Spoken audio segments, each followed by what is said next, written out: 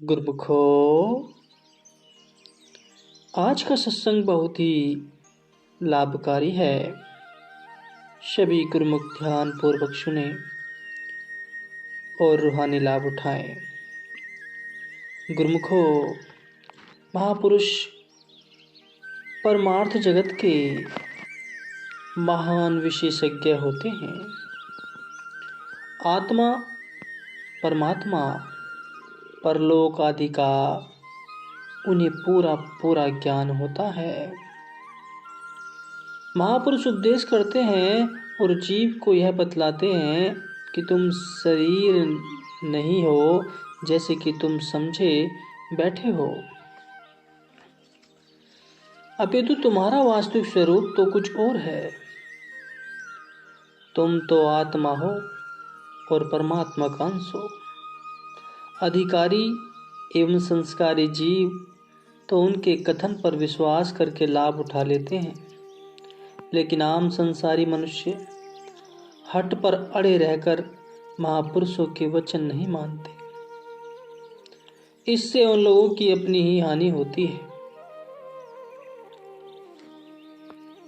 आत्मा के विषय में भगवान श्री कृष्ण अर्जुन जी को उपदेश देते हैं कि यह आत्मा तत्व बड़ा गहन है। साधारण व्यक्ति इसके स्वरूप को नहीं समझ सकते। उनके लिए यह आश्चर्य का ही विषय बना रहता है। जिस प्रकार मनुष्य शरीर के पदार्थों को मन, बुद्धि और इंद्रियों के माध्यम से देख सकता है, स्पर्श कर सकता है, विचार कर सकता है और उनकी अनुभूति कर सकता है, आत्मा को उसी प्रकार देखना अथवा उनकी अनुभूति करना असंभव है। क्योंकि आत्मा अलौकिक है, सूक्ष्म से भी सूक्ष्म है और वह मन, बुद्धि तथा इंद्रियों से बहुत परे है।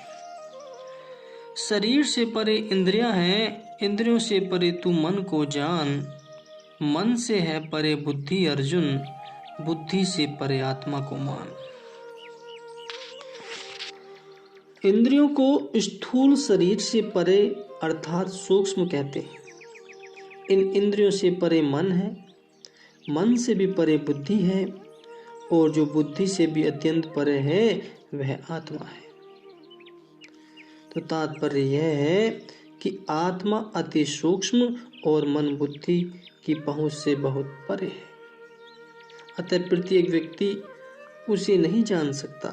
केवल ब्रह्मनिष्ठ महापुरुष ही, जो कि आत्म साक्षात्कार तथा ब्रह्म साक्षात्कार कर चुके होते हैं, आत्मा परमात्मा के अलौकिक स्वरूप को भलीभांति जानते हैं और उनका वर्णन कर सकते हैं।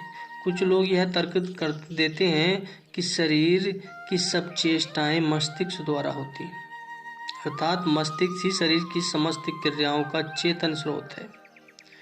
किंतु प्रश्न उत्पन्न होता है कि दुर्घटना आदि में मनुष्य के अचेत हो जाने पर अथवा सर्जरी में चिकित्सा द्वारा अचेत कर दिए जाने पर जब मनुष्य का मस्तिष्क भी चेतन शून्य हो जाता है, तब शरीर के आंतरिक अंग, हृदय, फेफड़े, गुर्दे आदि किस शक्ति के आधार पर कार्य करते रहते हैं?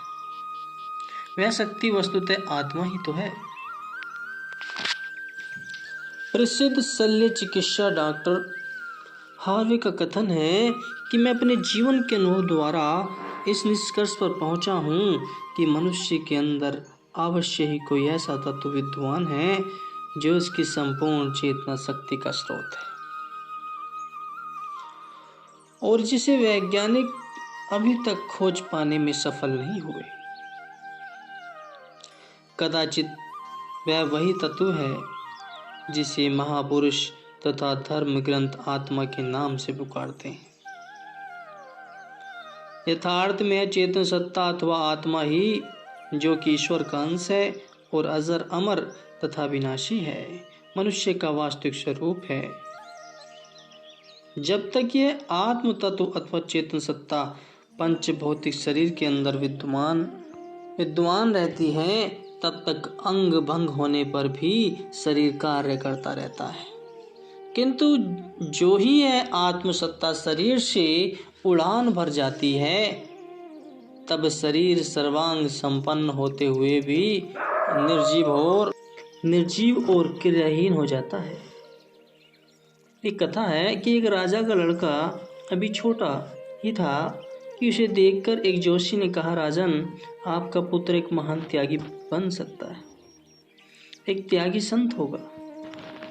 जोशी की भविष्यवाणी सुनकर राजा ने इस भय से ही कहीं लड़का सचमुच ही साधु न बन जाए, उसे हर प्रकार के भोग विलास और ऐसो आराम के सामान उपलब्ध करा दिए।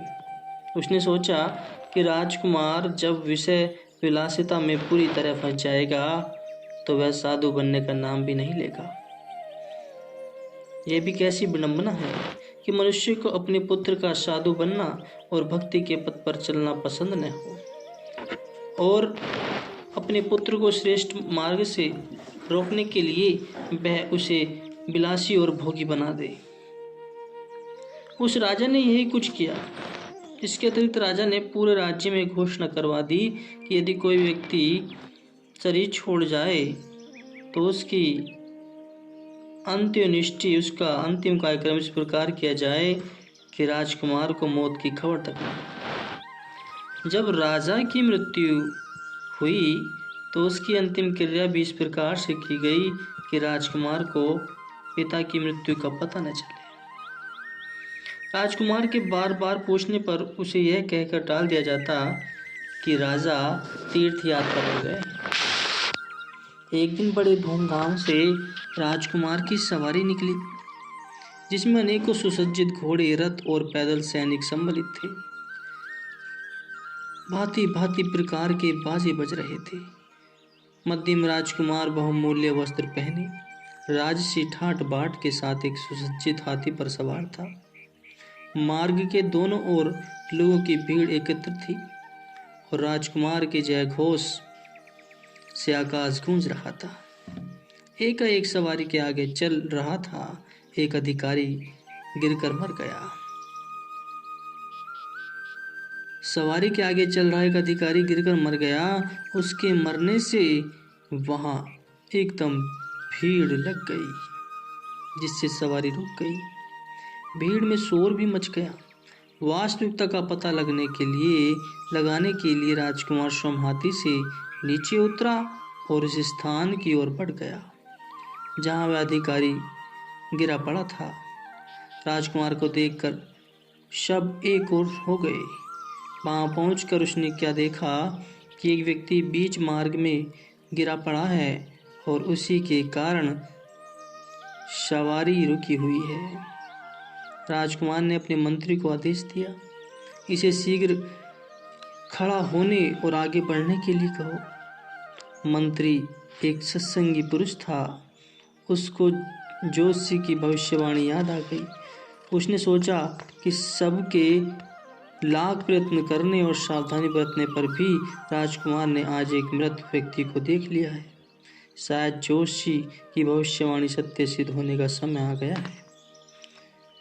यह सोचकर उसने उत्तर दिया कि यह व्यक्ति अब खत्म हो चुका है, मर चुका है, इसलिए अब यह चलने फिरने में असमर्थ है। राजकुमार, अरे भाई, कैसी बात कर रहे हो? इसमें क्या खत्म हो गया है? क्या मर गया है? हाथ, पैर, सिर, पेट, आँख, कान सभी कुछ तो मौजूद है, फिर इसमें मर क्या गया है? तो मंत्री ने कहा, सभी अंग विद्वान होने पर भी इसमें जो चेतन सत्ता थी जिसे महापुरुष संत जन आत्मा कहते हैं, वह चूंकि इससे निकल गई है, इसलिए अब यह शरीर किसी भी स्थिति में चल फिर नहीं सकता। राजकुमार ने पूछा, इसका अर्थ यह हुआ कि सभी अंग ठीक ठीक होते हुए भी शरीर में आत्मा के न होने के कारण अब यह नहीं चल सकता? मंत्री ने कहा, जी हाँ, अब तो शरीर बेकार हो गया है। वास्तविक वस्तु तो आत्मा ही है। वह गई तो सब कुछ गया। अब तो यह पंचभौतिक जड़ शरीर ही शेष रह गया है। जो आत्मा के बिना निर्जीव, निष्प्राण और क्रियाहीन है। शरीर के निर्जीव हो जाने पर ही कहा जाता है कि व्यक्ति मर गया है। राजकुमार, तो क्या सभी लोगों के साथ ऐसा होता है?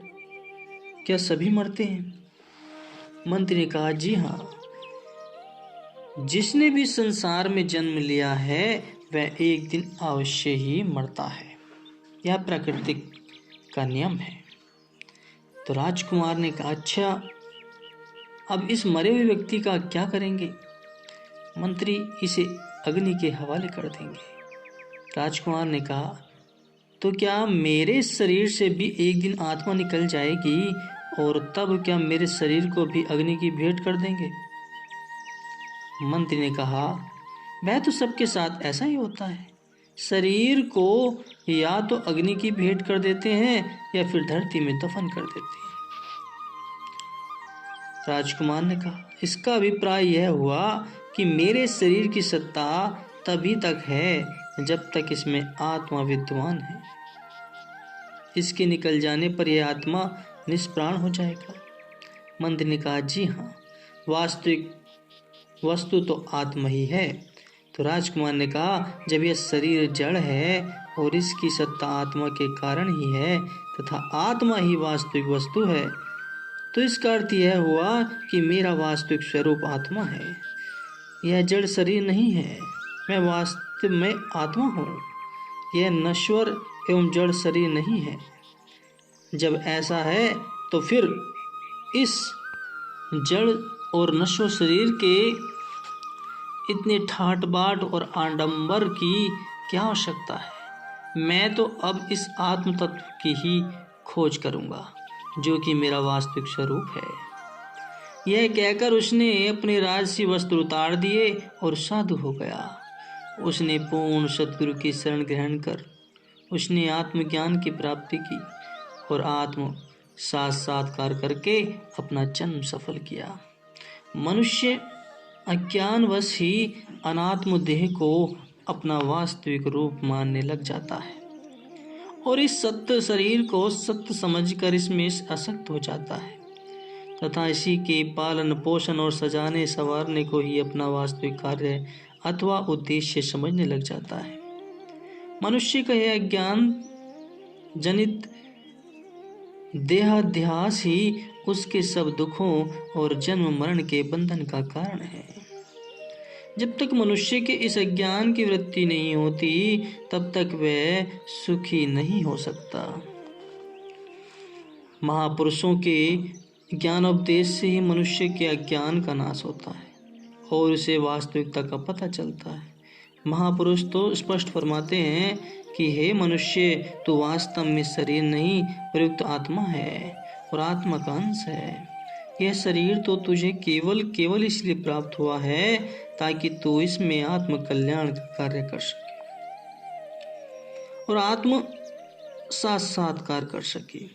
यह शरीर तो इस प्रकार से तेरा नौकर है और तू इसका मालिक है, किंतु अज्ञानवश तू इस वास्तविकता को भूलकर और स्वयं को शरीर मानकर इसकी सेवा में अर्थात इसको खिलाने पिलाने सजाने संवारने तथा हृदय पुष्ट बनाने में लग गया है। अपनी इस भूल को तू दूर कर और अपने वास्तविक स्वरूप को पहचान। कहते हैं कि एक राजकुमार अपने एक नौकर के प्यार में ऐसा दीवाना हो गया कि वह नौकर के इशारों पर नाचने लगा। नौकर जो कुछ भी कहता वह तुरंत करने को तैयार हो जाता। नौकर से अपनी सेवा कराने की अपेक्षा वह उल्टा उसी की सेवा करने में लगा रहता। यह बात धीरे धीरे राजा तक जा पहुंची कि राजकुमार अज्ञानवश एक नौकर के मोह में फंसकर उस नौकर की सेवा चाकरी करने लग गया है। राजा ने राजकुमार को बहुत समझाया, परंतु उस पर राजा के समझाने का तनिक भी प्रभाव न लग पड़ा। अंत एक मंत्री ने राजकुमार को सन्मार्ग पर चलाने का बीड़ा उठाया। एक दिन वह मंत्री ऐसे समय राजकुमार के पास पहुंचा जब वह नौकर की सेवा में लगा हुआ था। मंत्री ने उसे संबोधित करते हुए कहा कि हे राजकुमार, ये क्या कर रहे हो? राजकुमार होकर, मालिक होकर नौकर की सेवा में लगे हुए हो। अपनी श्रेष्ठता को समझो और इस नौकर से अपनी सेवा का काम लो। किंतु राजकुमार पर जो अज्ञान का आवरण चढ़ा हुआ था, इसलिए उसने उत्तर दिया कि यह मुझे प्राणों से भी प्यारा है। इसमें और मुझ में कोई अंतर नहीं है, हम दोनों एक जान हैं। यह सुनकर मंत्री पहले तो अवाक रह गया, चौंक गया, परंतु फिर उसने सोचा कि इस तरह राजकुमार नहीं मानेगा, इसलिए किसी अन्य युक्ति से काम लेना चाहिए। एक दिन वह राजा से परामर्श करके राजकुमार को पड़ोसी राज्य में ले गया। उस राजा ने राजकुमार का बड़ा आदर सत्कार किया। उस राजा का भी एक लड़का था जो राजकुमार का समवयस्क था, अतः दोनों में मित्रता हो गई। दोनों मिलकर सारा दिन घूमते फिरते, जिधर से भी वे निकलते नौकर चाकर हाथ जोड़कर खड़े हो जाते और दोनों का जय जयकार करते। जितने दिन राजकुमार वहां रहा, नौकर चाकर हर पल उसकी सेवा में लगे रहे। अपना और उस देश के राजपुत्र का ऐसा मान सम्मान देखकर उसकी आंखें खुल गईं। मंत्री ने भी उचित अवसर देखकर राजकुमार से कहा कि आपने अपनी हस्ती को पहचाना और आप भी इसी तरह से ही राजा के पुत्र हैं। राजकुमार को अपनी श्रेष्ठता का बोध हुआ और उस दिन से ही वह नौकर का झूठा प्यार छोड़कर अपनी सहज अवस्था में आ गया और उस नौकर से अपनी सेवा का काम लेने लगा। यह तो एक दृष्टांत है। अब इस पर तनिक गहराई से विचार कीजिए गुरुमुखो कि यह जीव भी वास्तव में आत्मा है और उस परम पिता परमात्मा का अंश है। यह मनुष्य शरीर तो उसे केवल इसलिए प्राप्त हुआ है कि वह उससे अपना काम ले, अर्थात परमात्मा साक्षात्कार करे। आत्मा की हस्ती तो शरीर से बहुत ऊंची है, परंतु माया के धोखे में आकर जीव अपनी हस्ती को भूल गया है और शरीर से सेवा लेने की अपेक्षा शरीर की सेवा चाकरी में लग गया है। शरीर की सेवा चाकरी में लग गया है। यह मनुष्य की भूल और अज्ञानता है। जीव की अज्ञानता का निराकरण पूर्ण सद्गुरु के ज्ञान उपदेश से ही होता है कि वह वास्तव में आत्मा है, शरीर नहीं। सत्पुरुषों के वचन है कि पंच तत्व मिली काये कीनी, तिस मही राम रत्न ले चीनी। आत्म राम राम है आत्म, हरि पाइये सब देह विचार। यह शरीर 5 तत्वों के सम्मिश्रण से बना है। इसमें परमात्मा की विद्वानता को पहचानो। आत्मा ही परमात्मा है और परमात्मा ही आत्मा है। इस तथ्य की सूझबूझ सतगुरु के शब्द अर्थात ज्ञान से ही होती है। महापुरुषों के ज्ञान उपदेश से जब जीव की वास्तविकता का बोध हो जाता है, तब वह अपने शरीर को और अपने को न समझकर एक पृथक सत्ता मानने लग जाता है। इस प्रकार महापुरुषों की कृपा से आत्मा और अनात्मा, शरीर का विवेक और अपने वास्तविक स्वरूप का ज्ञान हो जाने पर मनुष्य अपने आत्म स्वरूप में स्थिर हो जाता है, जो कि सत्य, चित्त और आनंद स्वरूप है।